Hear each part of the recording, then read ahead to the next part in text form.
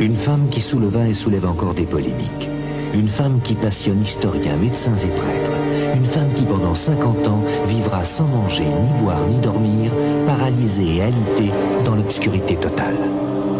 On me dit, je le crois que, parce que j'avais fait une enquête, vous savez, sérieuse, qu'elle ne peut ni manger ni boire. Oui, c'est vrai qu'on lui donnait une cuillère à café, ça ressortait par les narines. Bon, pourquoi? Parce que son encéphalite avait fichu en l'air, il circuit de déglutition, et c'est vrai qu'elle ne pouvait pas avaler. Et ses fonctions digestives étaient arrêtées. C'est ici, à Châteauneuf-de-Galore, un petit village de la Drôme, qu'est née Marthe Robin en 1902.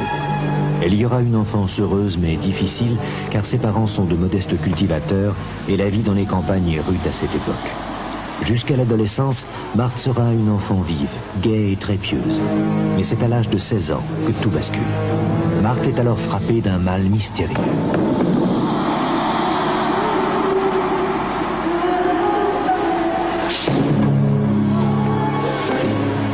Marthe, je l'ai rencontrée alors que je ne désirais pas la connaître.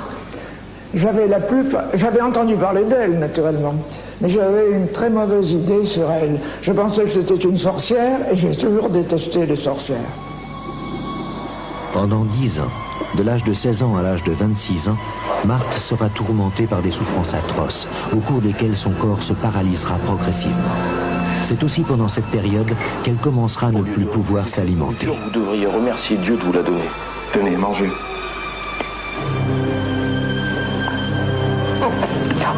Quelqu'un qui ne boit pas et qui ne mange pas ne peut tenir qu'entre 3 jours et 8 jours en moyenne chez quelqu'un en bonne santé, de la quarantaine, sans problème extérieur. En 1942, d'éminents médecins de Lyon, les professeurs Deschaumes et Ricard, viennent examiner Marthe très en détail. Ils constatent dans leur rapport que Marthe est paralysée, qu'elle est aveugle et que son appareil digestif ne semble pas fonctionner. Ils émettent l'hypothèse qu'elle pourrait souffrir des séquelles de la fièvre typhoïde qui l'avait frappée dans son enfance. Cependant, d'autres médecins n'acceptent pas cette explication. Marthe Robin, elle est tout sauf malade et handicapée. Elle est très intéressante à de nombreux points de vue, mais elle n'est pas malade organiquement. Il y a une chose pourtant que Marthe parvient à avaler, la Sainte Hostie. Ce fut sa seule nourriture pendant 50 ans. Seigneur, je ne suis pas digne de vous recevoir, mais dites seulement une parole et je serai guérie.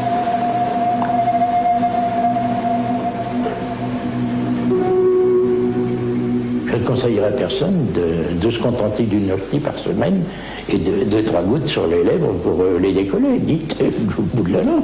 Donc c'est pas possible. Mais on ne vivrait pas. Or, elle a vécu 50 ans. Pour parler, pour sourire, pour rire, pour grimacer, pour faire n'importe quelle mimique du visage, il faut contracter les muscles. Et pour contracter les muscles, on en revient toujours au même problème, il faut de l'énergie.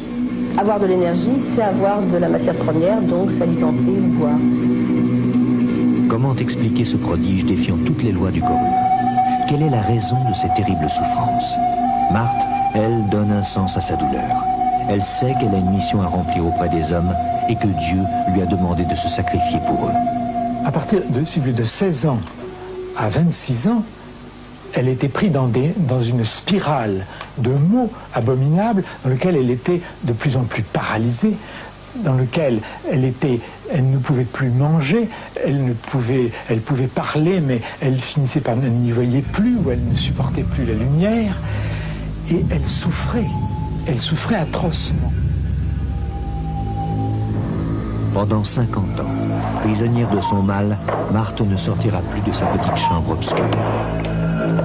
Ces manifestations sont le reflet d'une lutte et d'une stratégie de lutte contre une angoisse névrotique. Une angoisse névrotique qui se manifeste au plein jour au moment de l'adolescence, à 16 ans. Une angoisse névrotique qui est telle que le seul moyen qu'a Marthe Robin à ce moment-là, c'est la fuite. C'est vers 1930 que commence ce que beaucoup appellent sans réticence un miracle. Chaque vendredi, Marthe revit la passion du Christ. Sur son corps apparaissent les mêmes blessures que celles du Christ sur la croix. Dans de terribles souffrances, Du sang s'écoule de ses pieds. De la plaie ouverte sur le flanc gauche et de ses mains percées. Et comme si la couronne d'épines du Christ la blessait, il y a du sang sur son front.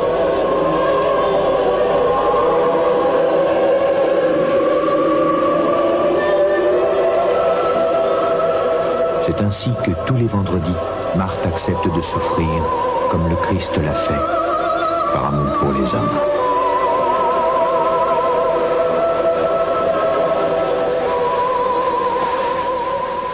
Ça commençait par des maux de tête intenses qui partaient du centre du cerveau, qui s'irradiaient jusqu'au niveau de la calotte crânienne, pendant 1h30 environ. Et j'ai vu plusieurs patients chez elle. Et apparaissaient sur le front des turgescences dermiques, c'était sous-épidermique, comme des veines qui se gonflaient, si vous voulez. Et mon Dieu pourra vous dire ce que nous savons.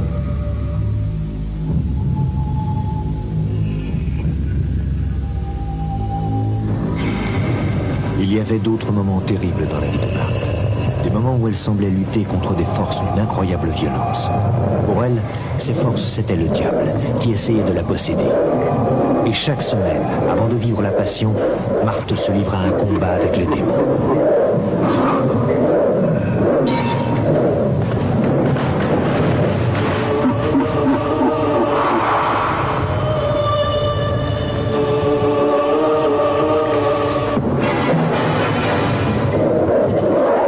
Trouver Marthe le lendemain hors du lit, des dents cassées, des bosses sur le crâne. Rappelons qu'elle était totalement paralysée, ce n'est pas elle qui pouvait s'échapper de son lit. En 1932, un prêtre de Lyon, l'abbé Finet, vient rendre visite à Marthe pour lui apporter un cadeau. Antonio curé, croyez-vous vraiment qu'elle ne mange pas? Elle ne mange rien.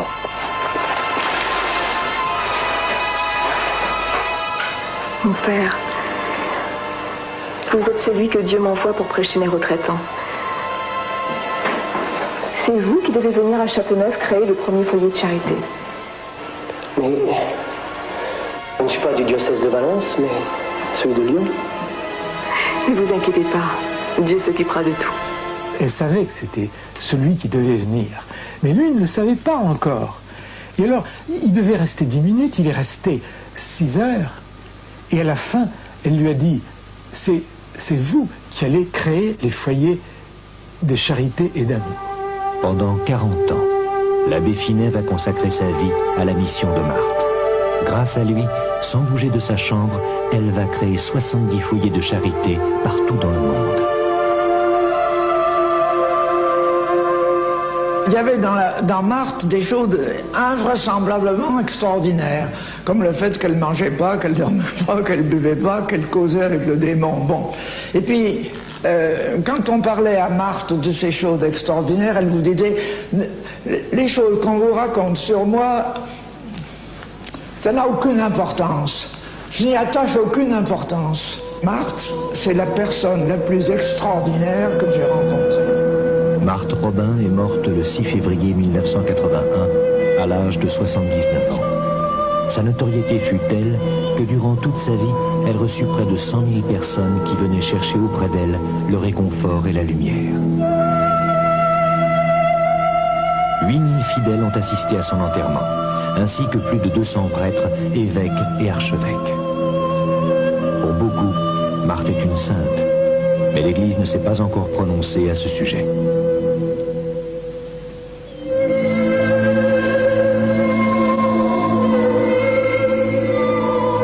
Sa vie reste un prodige dont la science ne peut expliquer le mystère.